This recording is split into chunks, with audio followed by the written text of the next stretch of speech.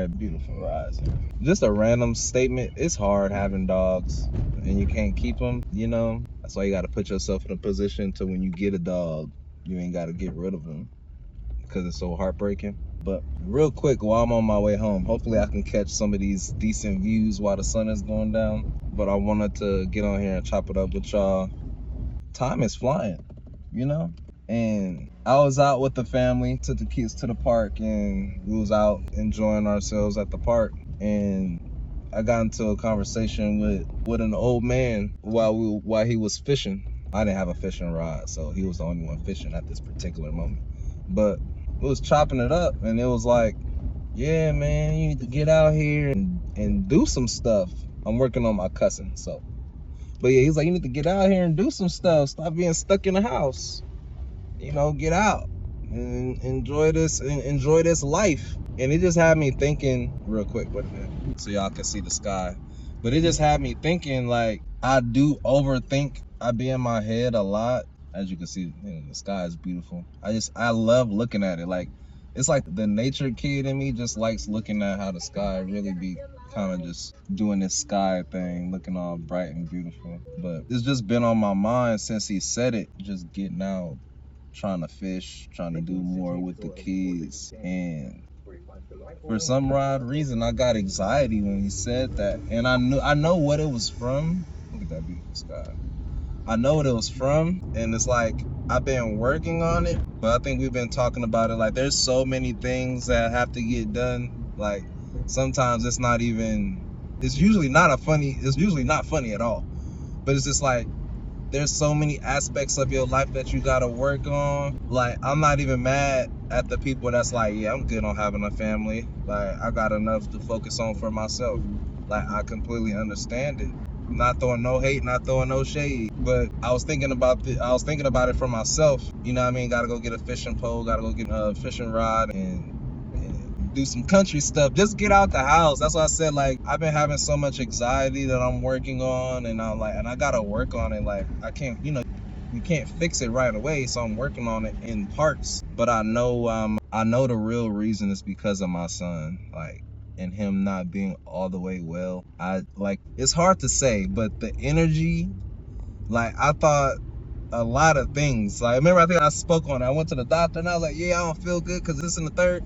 Now my health is pretty good. So then it's like, all right, so what's necessary? What's really the issue on why you don't, as I said, like, I'm still having anxiety, and I'm hoping that this move, I'm hoping that being in a new energy, in a new space, will help me in that quest on trying to renew my energy and feel better. Because I still don't feel like going out, but I know I need to, just to make sure that my kids have more of a social life and being free. Beautiful sky. And I will admit, it is probably the hardest thing that I've been having to deal with, because, like, let's just say it, you don't know what life is gonna hit you with. So when my son got sick, that's why I said, like, it was a whole new, okay, I need to figure out how to go within myself and work on some of my emotions. Like, it became that times 10. Like, I felt like I was working on myself, then my son got sick, and I just, in that term, like, I lost my mind. I feel like I lost a piece of my mind. I'm gonna just put it at the housing. And I know some people, they don't know how to handle that or what to do or how to feel. We doing the best that we can with it. Literally doing the best that we can. And God's been handling it, and my son's slowly getting better. But another real statement that I gotta make is, and that I sit and I ponder on, and I know the rest of my family already have thought about this, and that's probably why they're quiet. That's probably why they don't have much to say, because they like, damn, like, how is dad taking it? I'm not saying that's what they think, but that's why I said I can understand why they don't have much to say, because I'm sitting here still processing it, is what I'm saying. You'll hear me say I like talking to old people. So shout out to my neighbor. If I'm not, is his name Earl? Shout out to my neighbor though. Old man, kind of like in his 60s almost. I think he's 60s or 70s and was playing football. That's why I said, like, old people, like, they be full of energy sometimes and had a full life. I love listening to old people or old timers and their stories. But I was chopping it up with an old timer that I know, and unfortunately I moved away from him. But it's like we were talk to each other about our sons, and his son was actually older than me, but he's been taking care of his son for 20 plus years.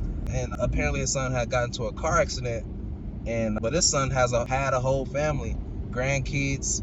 And I was there for over 2 years, and saw a limited amount of people coming to see great grandfather and grandfather, but realizing that the man was taking care of his own son for the last 20 years, and he's at, he might have another 20 years, he might have another 30 years, he might have he's in his 70s. Like, I couldn't help but sit and think about that. Taking care of my son as an adult, if that's needed. Like, what do I need to do with myself to prepare myself for something like that? And thank God we've actually had events. Like, there's a lot of helpful individuals that know life gets hard, and they want to make sure you have a plan in place, because now I am a parent with a disabled child. For the rest of his life, he could be deemed blind. We don't know where his development is going to go, but we know CVI is more so how the brain uses its mechanical features to see. So, like, the brain can rewire itself pretty much. I know I said that stupidly, but the brain can rewire itself to be able to get some of these things done that it couldn't do before, or that there was an issue and something got wired wrong. The brain can. So what the crazy thing is, what they was telling me is the brain is so amazing, like that, because of when he got sick, his brain can really rewire itself all the way through. So when I say I have no idea where my son is going to end up, kind of like the old timer that I was talking about, his son got into a car accident, and then now, it is what it is, and it's been like that for the last 20, 25 years. My son got sick at 9 months. I don't know if he'll be able to get a job or hold a job. I don't know if he'll be able to drive. Like, I don't know if he's going to be able to play regular sports. I don't know if he's going to be able to wheel himself in a wheelchair. I don't know if he's going to be able to talk. I don't know if he's going to be able to eat regular food. I don't know if he's going to be able to swallow. I don't know if his life, like, will be so smooth that he won't have a G-tube. I have all these thoughts. Look at that beautiful sun going down, though. I have all these thoughts. There's nothing I can do about it, but it's stuff that I got to sit and process, that I'm not interested in taking out on other people, because it's not for what. And even what I'm saying right now, like, I remember when baby girl, when Sarah was in daycare, and I've worked with autism kids. I gotta say this because like, I think it should be known, but I've worked with autism kids, like, or kids with disabilities, since middle school. Like, it scared me, but because you don't know. But once you understand and you learn, like, you kind of pissed off with people that just treating your baby funny or weird, or like they not human, or like they're stupid or slow. Like, those beautiful souls don't need to be they don't need to be judged. And then I'm trying not to go there, but I know parents of kids with disabilities. I know it's hard, is what I'm trying to say. I remember when my daughter was in daycare, and it was an autistic young boy that didn't know how to keep his hands to himself. And the crazy thing is, we have to teach our children. You know what I mean? You got to teach them. But then also the kids that need the extra help, you got to be in a mental space to be okay with it and to be willing to help. But then on top of that, like, you got to be able to be around and help and assist, or have somebody be able to help and assist with your child. Not just you got to be able to allow other individuals to help with the development of your child. Realizing that there's not a lot of realizing that the resources that we currently have, it seems like it's not enough, depending on what your child needs. But understanding that the school system is set in place to, if you are not getting what you're supposed to do, you can advocate for your child. And that was the one thing that I know that the doctors appreciated, and the nurses and the therapists, that me and mom seriously advocated for our child to the fullest. Like, we stayed on top of it. It really wasn't an issue with trying to stay on top of making sure that our child was getting the care that he needed. But that's what I'm saying. Like, they know These doctors, they know what they getting when they come, and they checking on Naeem and, okay, how's Naeem doing? Yeah, he's doing good. You know what I'm saying? We straight. Therapy. You know what I'm saying? You know, I think it was a point where I was missing a lot of therapy sessions, so we had to structure some stuff. And I was like, are you able to make it? And I got it together. But that's why I said, like, this stuff, it takes a lot. And a lot of it seems like it could be money involved. But we have so many opportunities in America, and it's like, if you're not getting what you're supposed to, did you open your mouth? Did you ask? Did you see what other programs that there are? Or did you just take a no and then did absolutely nothing? And I know folks stop talking about it, but real talk, before you lay with someone, before I was even say before you kiss them on the cheek or on the lips, yo, you need to, that was saying, if you don't plan on taking it that serious, then you don't like that person that much. But you need to know some things about the person that you're dealing with. You need to know about their family tree. You need to know what's in it. You need to know what you're getting yourself into. Some of us, some of us are saying this like obviously late, like, folks be having kids and stuff already. But for future, anybody comes across this video, do your due diligence, check. You need to know your whole family tree. I'm talking about everything. To the point where, like, me just now knowing after I have twins that I have that the sickle cell trait floats in my family is a big deal. And the question will be like, well, why is that a big deal?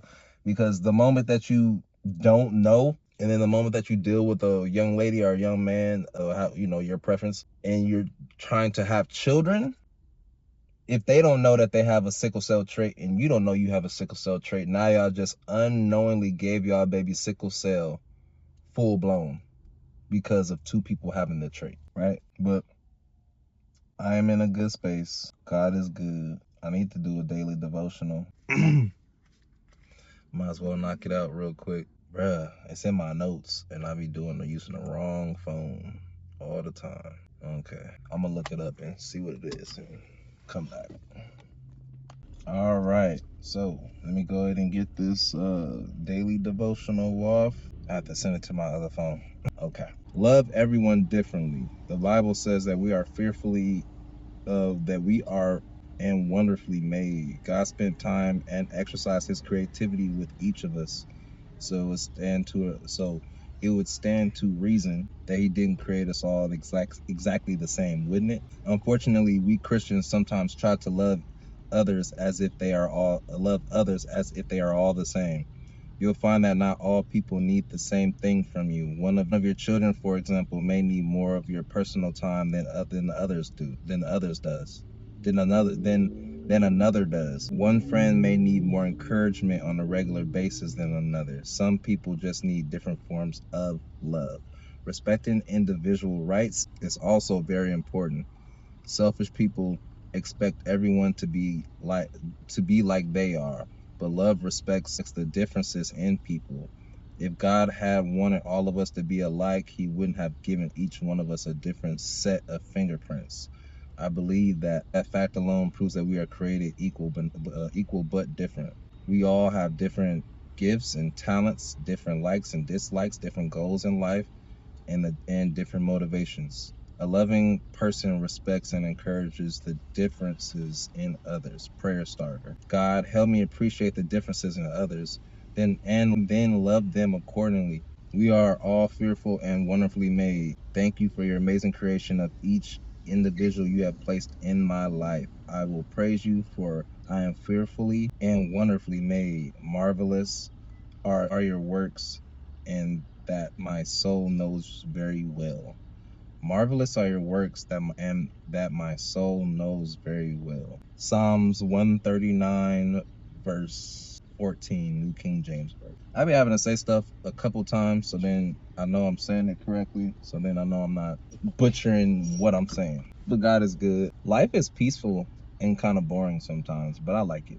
And I guess because I make short videos, I'll throw another topic in here just to look at the sky a little bit longer. But funny statement, I feel like I've been trying my best not to like overdo it.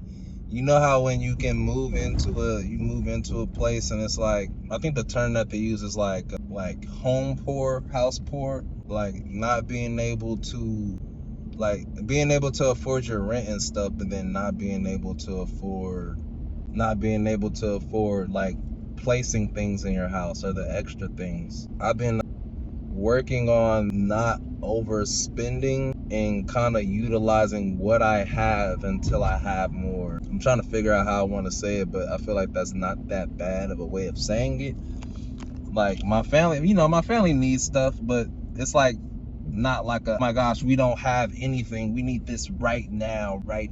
And I've been better at budgeting myself, like while having a family, getting stuff paid for that actually needs to get paid for, needs instead of wants, things are more of a necessity, not necessarily stuff that's just making you happy. I don't necessarily blow money on pointless things. I think the funny thing is, I think the one thing I probably spend the most money on is probably my nutrition, fruit, vegetables, protein powder. That's probably what I spend like a lot of my free money on. So, but I've been trying to I think I've been doing good not keeping up with the Joneses, because I don't necessarily pay attention to everybody else's life. I'm just trying to see what I have and then like capitalize on it without feeling like I need more. So for instance, like feeling like I might need some lenses, but like to get started with my photography, I probably don't need those. I don't need a new camera to get started in photography. But then some people, they don't want to get started with something because they need something. There's always something that they need that's gonna make something better. And that's why I'm just like, even when it comes to my house or when it comes to myself or with my business, like there's not much that I need, but it's so easy to get yourself into that mindset to where it's like, I need this and the third. Now you slow down and you stop because now you really feel like you need these things and you don't even need them. They're not even necessary. You just feel like that now because you've been consuming too much. You've been watching too much content instead of focusing on what you want to do. And sometimes that is an issue of mine, and I can admit it, and I've been working on it. And like I have a bunch of videos that I wanted to like respond to or make content out of, but then you can't do that if you take so much of your time just watching stuff, just consuming. Being a creator, you have to limit yourself on the consumption side. And a lot of people won't say that, but it's heavily necessary, or you're not gonna have the energy or the time for yourself to get your creative ideas out there. I think I learned that from, I think Lil Wayne said it best. And I can understand this thought process. I can understand, one second. Okay, real quick. I can understand the thought process Lil Wayne had when he said, I don't know if he still does this, but I respect it if this is something that was true and it wasn't just something made up, but I think I heard him say it out of his mouth. I don't listen to other rappers' stuff. I don't listen to other artists' stuff. And you would think like, okay, like, why is he saying that? He pretty much was saying, I don't put stuff in my head while I'm also trying to be creative. I don't listen to somebody else's creativeness, somebody else's creativity, and then go in a booth and go do my own stuff. I listen to my stuff. I listen to me. How many artists say they only listen to themselves and then that's where they get their other creative ideas from? Some people are not that creative. They piggyback off of creation, if that makes sense. I see, you know what I mean? Like, okay, cool, whoop-de-whoop. I like that album. All right, cool. I need to make something like that. A lot of people don't understand. Lord have mercy. Is this how it is? Jeez, I'm trying to get some Andes and it's packed. Is that how it normally is? I hope somebody send me a text message on what they wanted.